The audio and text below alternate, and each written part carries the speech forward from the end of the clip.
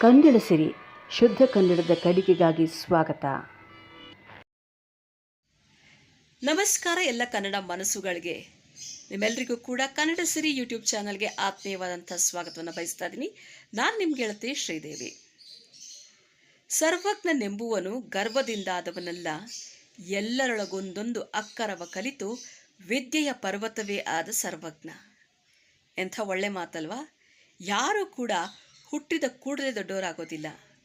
ನಿಧಾನವಾಗಿ ಒಂದೊಂದನ್ನೇ ಕಲಿತು ಕಲಿತು ಬೆಳೀತಾ ಬೆಳೀತಾ ಅವರು ಕೂಡ ಒಂದು ಹಂತವನ್ನು ತಲುಪ್ತಾರೆ. ನಾವು ಹಾಗೆ ಅಲ್ವಾ? ಜ್ಞಾನವನ್ನು ಒಮ್ಮೆಲೆ ಪಡ್ಕೊಳ್ಳೋಕ್ಕಾಗಲ್ಲ. ನಾವು ಕೆಲವರನ್ನು ಗಮನಿಸುವುದರ ಮುಖಾಂತರ, ಕೆಲವನ್ನು ಕಲಿಯುವುದರ ಮುಖಾಂತರ, ಇನ್ನು ಕೆಲವನ್ನು ಅನುಭವದ ಮುಖಾಂತರ ನಾವು ಪಡ್ಕೊಳ್ತಾ ಹೋಗ್ತೀವಿ. ಹಾಗೆ ಈ ಹಂತದಲ್ಲಿ ನಾನು ಇದ್ದೀನಿ, ನೀವು ಇದ್ದೀರಾ. ಇಬ್ಬರು ಸೇರಿ ಪ್ರಯತ್ನ ಪಡೋಣ ಬನ್ನಿ ಒಳ್ಳೆಯ ವಿಚಾರಗಳನ್ನು ಕಲ್ತ್ಕೊಳ್ಳೋದಕ್ಕೆ. ಇವತ್ತಿನ ಈ ಭಾಗದಲ್ಲಿ ಏನು ಕಲಿಬಹುದಪ್ಪ ಅಂತಂದರೆ, ನಾವು ಪ್ರತಿದಿನ ಯಾವಾಗಲೂ ಸಾಮಾನ್ಯವಾಗಿ ಉಪಯೋಗಿಸ್ಬೋದಂಥ ಒಂದು ಪದ ಅಂತಂದರೆ ಶುಭಾಶಯ. ಅಯ್ಯೋ, ಇದು ಗೊತ್ತಲ್ಲ ನನಗೆ, ಇದರಲ್ಲಿ ಏನಂತ ತೊಂದರೆ ಇದೆ ಅಂತಂದರೆ ಖಂಡಿತ ಇದೆ. ಏಕೆಂದರೆ ಶುಭಾಶಯವನ್ನು ನೀವು ಹೇಳ್ತೀರಾ, ಆದರೆ ಶುಭಾಶಯ ಬರೆಯುವಾಗ ಸಾಕಷ್ಟು ತಪ್ಪುಗಳನ್ನು ಮಾಡ್ತಾರೆ. ತುಂಬ ಸತಿ ನಾವು ನೋಡಿರ್ಬೋದು. ನಾವು ಯಾರಿಗಾದರೂ ಸಂದೇಶ ಕಳಿಸುವಾಗ ಇರಬಹುದು, ಅಥವಾ ಬ್ಯಾನರ್ಗಳಲ್ಲಿ ನೋಡ್ತೀರಾ, ಅಥವಾ ಗೋಡೆ ಮೇಲೆ ಬರಹಗಳಿರುವಾಗ, ಲಗ್ನ ಪತ್ರಿಕೆಗಳಲ್ಲಿ, ಆಮಂತ್ರಣ ಪತ್ರಿಕೆಗಳಲ್ಲಿ ನೋಡ್ತಾ ಇರ್ತೀವಿ. ಈ ಒಂದು ಪದವನ್ನು ಸ್ವಲ್ಪ ವ್ಯತ್ಯಾಸ ಮಾಡಿ ಬರೆದಿರ್ತಾರೆ. ಏನಪ್ಪ ಅಂತಂದರೆ, ಶುಭಾಶಯವನ್ನು ಶಾಕಾರಕ್ಕೆ ಎರಡನೇ ಷಣ್ಮುಗ ಶ ಅಂತ ಏನು ಹೇಳ್ತೀವಿ, ಅದನ್ನು ಬಳಸಿ ಬರೆದಿರ್ತಾರೆ. ಇದು ಒಂದು ದೊಡ್ಡ ಕನ್ಫ್ಯೂಷನು. ಯಾವುದು ಬರಿಬೇಕು ಅಂತ ಖಂಡಿತ ಇವತ್ತು ಹೇಳ್ಕೊಡ್ತಾ ಇದ್ದೀನಿ ನೋಡಿ. ನೀವು ಬರಿಬೇಕಾಗಿರೋದು ಮೊದಲನೇ ಶ.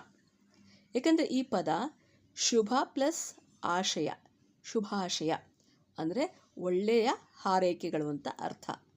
ಈ ಶುಭವಾದ ಹಾರೈಕೆಗಳನ್ನು ಶುಭ ಆಶಯಗಳು ಅಂತ ಹೇಳ್ತಾರೆ. ಆಶಯ ಅಂದರೆ ಕೂಡ ಅದು ಅದೇ ಅರ್ಥವನ್ನು ಕೊಡುತ್ತೆ. ಒಳ್ಳೆಯತನ ನಾವು ಹೇಳುವಂಥದ್ದು, ಒಳ್ಳೆಯ ಹಾರೈಕೆಗಳನ್ನು ತಿಳಿಸೋದು.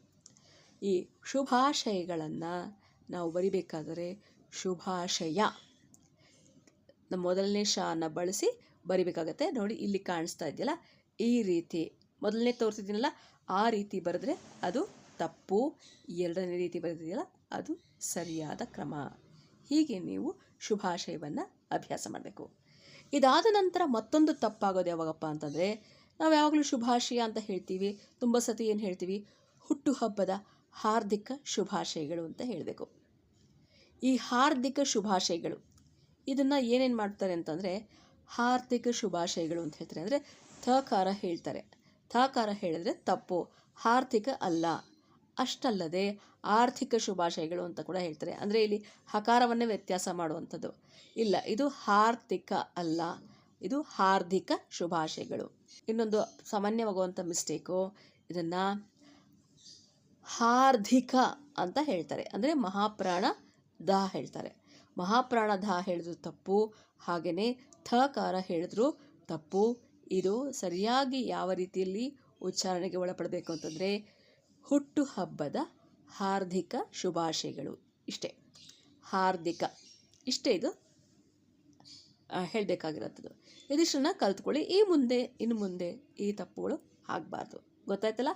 ಇನ್ಮೇಲೆ ಯಾವುದೇ ರೀತಿಯ ಕನ್ಫ್ಯೂಷನ್ ಇರಬಾರ್ದು ನೀವು ಶುಭಾಶಯವನ್ನು ಬರಿಬೇಕಾದ್ರೆ. ನೋಡಿ, ಮೇಲೆ ಬರೆದಿರುವ ರೀತಿ ಇದೆಯಲ್ಲ, ಶುಭಾಶಯಗಳು, ಇದು ತಪ್ಪು. ಸರಿಯಾದ ಕ್ರಮ ಹೀಗೆ ಬರಿಬೇಕು, ಶುಭಾಶಯಗಳು. ಇನ್ನು ಮುಂದಿನ ಕ್ರಮ ಯಾವುದಪ್ಪ ಅಂತಂದರೆ, ಯಾವ ರೀತಿ ಈ ಹಾರ್ದಿಕ ಶುಭಾಶಯಗಳನ್ನು ಉಚ್ಚಾರಣೆ ಮಾಡಬೇಕು ಅನ್ನೋದು. ನೀವು ಆರ್ಥಿಕ ಶುಭಾಶಯಗಳು ಅಂದರೆ ತಪ್ಪು, ಹಾರ್ದಿಕ ಶುಭಾಶಯಗಳು ಅಂದರೂ ತಪ್ಪು, ಹಾರ್ದಿಕ ಶುಭಾಶಯಗಳು ಅಂದರೂ ಕೂಡ ತಪ್ಪು. ಸರಿಯಾದ ಕ್ರಮ ಹಾರ್ದಿಕ ಶುಭಾಶಯಗಳು. ವಿಶಿಂಗ್ ಯು ಹ್ಯಾಪಿ ಬರ್ತ್ಡೇ, ಇದನ್ನು ಕನ್ನಡದಲ್ಲಿ ಹೇಳಬೇಕು ಅಂತಂದರೆ ಹುಟ್ಟುಹಬ್ಬದ ಹಾರ್ದಿಕ ಶುಭಾಶಯಗಳು. ಥ್ಯಾಂಕ್ ಯು, ಕನ್ನಡದಲ್ಲಿ ಧನ್ಯವಾದಗಳು.